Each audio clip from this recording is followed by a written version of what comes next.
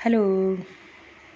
कैसे हो आप सब। आज 10th क्लास का एक टॉपिक स्टार्ट करते हैं। चैप्टर नंबर 6 में तंत्रिका कोशिका। तो देखो, तंत्रिका कोशिका के बारे में पढ़ते हैं। क्या होती है तंत्रिका कोशिका, इसके बारे में बेसिक जानकारी है। तंत्रिका कोशिका तंत्रिका तंत्र की संरचनात्मक या क्रियात्मक इकाई होती है। ये तो अपन देखते हैं कि तंत्रिका कोशिका क्या होती है। तंत्रिका तंत्र की संरचनात्मक और क्रियात्मक इकाई।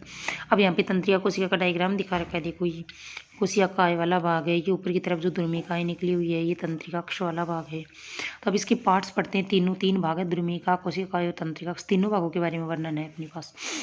तो टॉपिक देखो, कोशिका काय फर्स्ट पॉइंट है इसका। तो कोशिका काय वाला भाग कौन सा है? बीच में जहाँ पे केंद्रक होता है, ये पूरा का पूरा भाग जो इतना दिखाई दे रहा है, पूरा का पूरा कोशिका काय का भाग है। ये तंत्रिका कोशिका का गोल व अंडाकार भाग है, जिसमें एक केंद्रक व दानेदार कणिकाएं होती है। इसमें देखो, एक केंद्रक भी दिख रहा है डायग्राम में और दानेदार कणिकाएं भरी रहती है इसमें। दूसरा भाग है ध्रुमिकाएं। इसको डेंड्राइट्स भी बोलते हैं, द्रुमाक्षय भी बोलते हैं, ध्रुमिकाएं भी बोलते हैं।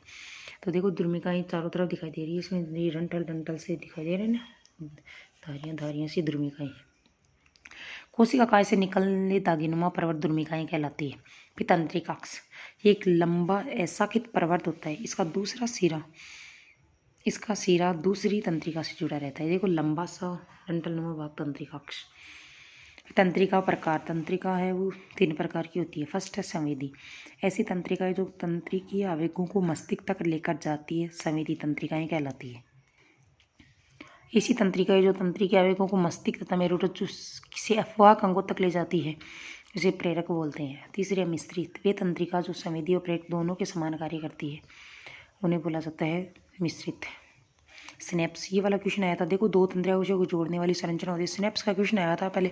2 तंत्रिका कोशिका को जोड़ने वाली संरचना किसके नाम से जानी जाती है? तो वो स्नेप्स कहलाते हैं। स्नेप्सिस दे रखा है यहाँ पे, वो स्नेप्स दे रखा, एक ही बात है। फिर अपन आगे देखो पढ़ते हैं इसी तंत्रिका तंत्र के कुछ अलग भाग। देखो, तंत्रिका तंत्र बनता है स्रावी तंत्र, इसके अलग अलग भाग। तो तंत्रिका तंत्र के भाग है वह अंग तंत्र जो प्राणी के शरीर के भीतर के अंगों के कार्य का नियंत्रण करता है, समन्वय करता है, उसे तंत्रिका तंत्र कहते हैं। मानव का तंत्रिका तंत्र है, उसके 3 भाग है। देखो, तंत्रिका तंत्र केंद्रीय, परिधीय, स्वायत्त।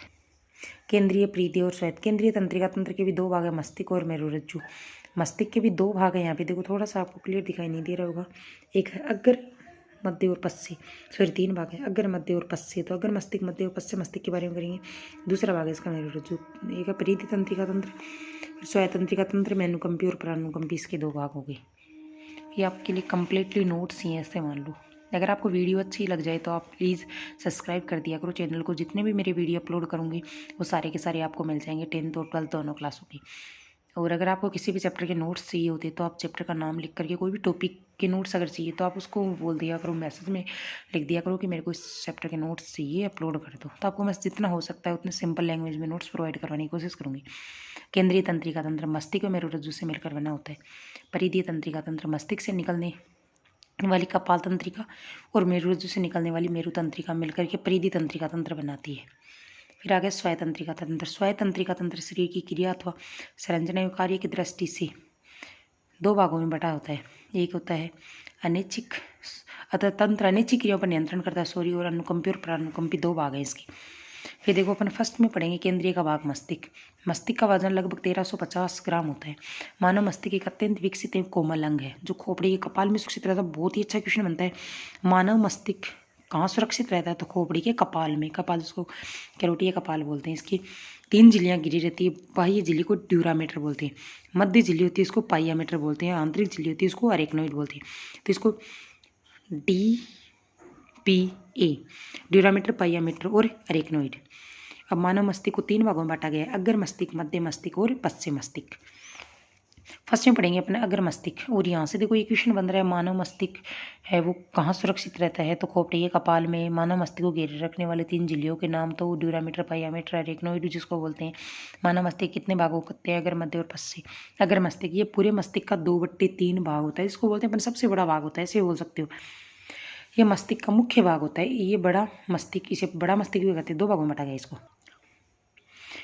प्रम मस्तिष्क को डाइएनसेफेलोन। इससे पढ़ाने से पहले मैं आपको मस्तिष्क का डायग्राम दिखाती हूँ। इसमें देखो, ये बहुत ही सिंपल सा इजी सा ड्रॉ किया गया मानव के मस्तिष्क का डायग्राम है। देखो, इधर आपको मेरुरज्जु दिखाई दे रहा है, अनुमस्तिष्क है, पीयूष ग्रंथि दिखाई दे रही है, इधर से पीयूष ग्रंथि है, हाइपोथैलेमस है, थैलेमस है, प्रमस्तिष्क वाला भाग है, मध्य मस्तिष्क है, पोन्स वाला भाग है, मेडुला ऑब्लिंगेटा है, पश्च मस्तिष्क के भाग।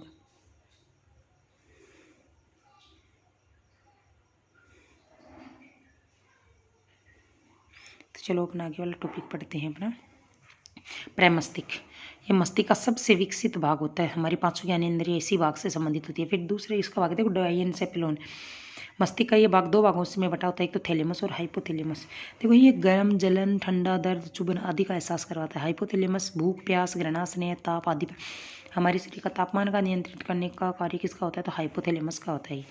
हाइपोथैलेमस वैसे एक ग्रंथि भी होती है। मध्य मस्तिष्क, मस्तिष्क का ये भाग भी दो भागों में बटा रहता है, एक तो कॉर्पोरा क्वाड्रिजेमिना और दूसरा तो सेरेब्रल पेंडिकल।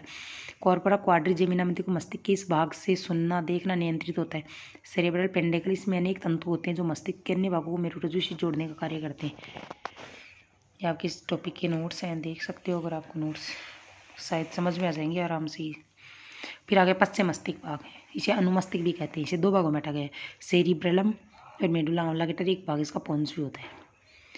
ये शरीर का संतुलन बनाए रखता है। चलना फिरना, दौड़ना आदि इसी भाग में नियंत्रित होते हैं। मेडुला ऑब्लिंगेटा ये भाग शरीर की अनेक क्रियाओं को नियंत्रित करता है। श्वसन, हृदय स्पंदन, दर्द जैसी क्रियाओं को। इसी से रिलेटेड शरीर में अनेक क्रियाओं को नियंत्रित करने वाले मस्तिष्क का कौन सा भाग होता है? तो मेडुला वाला भाग से क्वेश्चन आया हुआ है। पोन्स वाला भाग भी इसी का भाग है। देखो ये पोन्स भी पश्च मस्तिष्क का ही भाग होता है। अब एक पॉइंट रह गया अपना मेरुरज्जु। मेरुरज्जु लगभग 5 सेंटीमीटर लंबा होता है। केंद्रीय तंत्रिका तंत्र का महत्वपूर्ण अंग है। मेरुरज्जु से प्रतिवर्ती क्रियाओं को नियंत्रित किया जाता है। मस्तिष्क के पास सूचनाओं के आदान प्रदान के लिए मेरुरज्जु पथ उपलब्ध करवाता है। यह है अपना मेरुरज्जु वाला पॉइंट।